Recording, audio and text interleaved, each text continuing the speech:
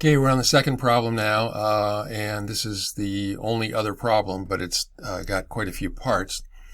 So we're going to write a new class called phone book, and it's going to keep track of a list of up to 50 names that are strings, obviously, and up to 3 phone numbers for each person. So as many as 150 phone numbers for 50 people. So it says all the data for person N. So our people will be numbered from 1 to 50. It's going to be in position N minus 1. And in the phone array, we're going to do home phone first in column 0, then the mobile phone, and then the work phone. And at right default constructor that will set aside 50 elements, initialize them to empty string, and set aside 50 rows and 3 columns, initialize them to the empty string. So this first part is going to be pretty straightforward. That's be pretty easy to do. Let's go, and we need to, let's go and source, and we need to add a new Java class called phone book. And hit enter, and just be sure that you right click on the folder here, not on the source folder, but on this one, so that they both go in the same folder here. So phone book is going to have 2 arrays. They're going to be, these are the private variables, always make these private.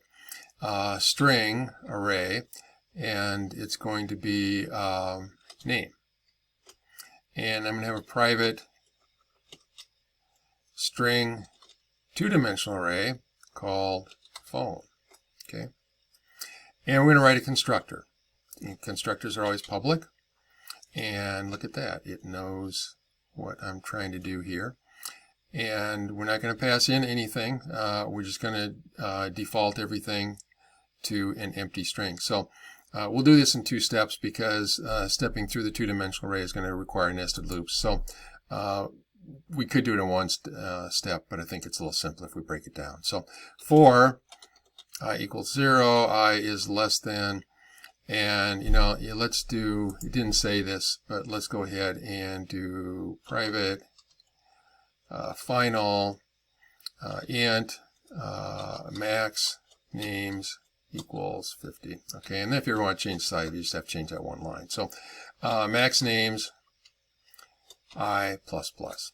Okay, and I simply want to take name at position I and set equal to the empty string.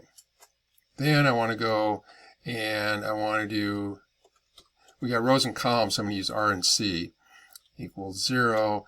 R is less than max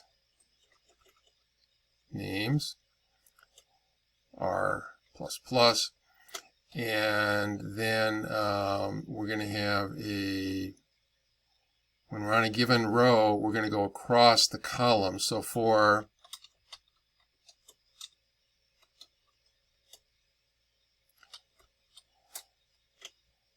C is what's going to change, and what I want to do here is actually I don't need brackets here. I think it's just 1 line of code. So the phone table at the given row R and the given column C is going to be equal to the empty string. Okay. Now, the only way we can check this would be, well, we can do, I think I can put a breakpoint right here, and we can do a debug command. And when it gets to this point, okay, I didn't invoke the phone book. So let's comment out this stuff, do a control/, so we're not distracted by all that other output. And let's do phone book, book equals new phone book. Okay, parentheses. So that'll invoke the constructor, and I will get to the breakpoint this time. So let's go ahead and run it in debug mode. And I'm going to flip back over here. And, oh, we have an error. Null pointer exception. Let me see, phone book line 12. Oh, sure. I forgot something. You can't put anything in the array if you haven't allocated memory for the array. So name equals new string max names. Okay. And down here, phone is going to be equal to a new string of max names as well.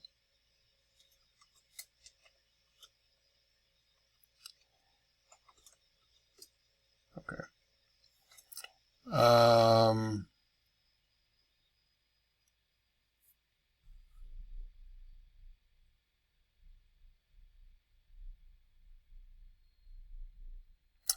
Okay.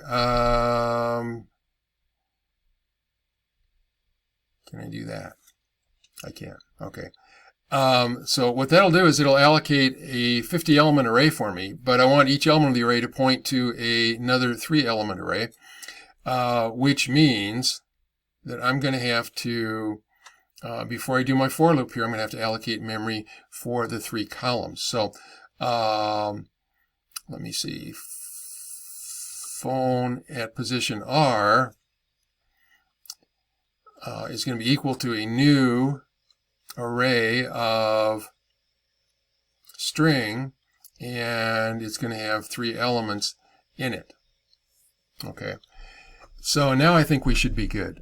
This is a little bit tricky, but if you remember that an array, a two-dimensional array, is basically an array where each element is another one-dimensional array. So this will give me my first array with 50 rows in it, but no elements allocated for the 3 columns. This down here, when I get to row 0, it'll allocate 3 strings for row 0. When I get to row 1, it'll allocate 3 strings for row 1, and so on all the way up through row 49. So now let's try and, still got my breakpoint there. Let's try and run it in debug view, debug mode. And let's see. Okay, well, it didn't blow up that time, so that's a plus. Let's take a look at phone here. It's showing us phone. And there we have it. At position 0, I've got an array. At position 1, I've got an array. And they're all the same because I haven't put anything in there so far. If I go up here and right-click on name and tell it evaluate expression and click on evaluate, and I'm going to see name is just going to be, you know, a list of 50 empty strings numbered from 0 to 49. Okay, so it looks like that is working. Let's go ahead and stop it, and let's flip back over to our instructions. And what do we want to do next? We want to write a public void method called setEntry, and it will accept an index number from, okay, well, I'm not being consistent here, am I? It should be,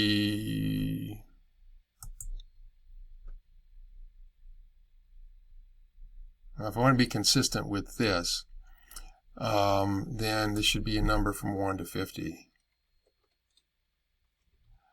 Okay. So, and we're going to pass in the name and 3 phone numbers. So it's going to be something like this down here. So this will put George into position 0 in the array. This will put John into position 1 in the array. And those are the phone numbers for, I think it's home, mobile, and work.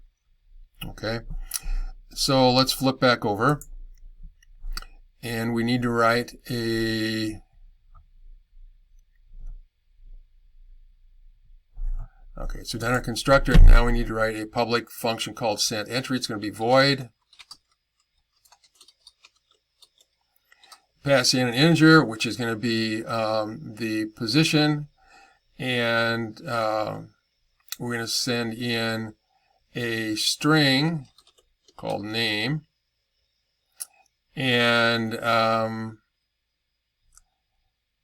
comma, and then we're going to do another string, which is going to be the home phone. We're going to pass another string called mobile, and another string that's going to be work phone. Okay, and just to avoid confusion, I've got an array called name, I've got a variable called name here. I'm going to change that. I don't have to, but I think it's just a little more clear if the names are different. So what I want to do is I want to do position minus minus, and then I want to go to my name array at position, and I want to put in the contact name. And then I want to go to a name at the given position and column, I'm sorry, not name, I'm in the phone array now. I want to go to that position, and I want to go to column 0, and that's where I'm going to put the home phone. And then I want to go to phone at that position, but I want to go to column 1 this time, and I'm going to put in the mobile phone number. And then I want to go to that same position, same row in my phone array, and I want to go to column 2, and I want to put in the work phone number. Okay, and that's everything.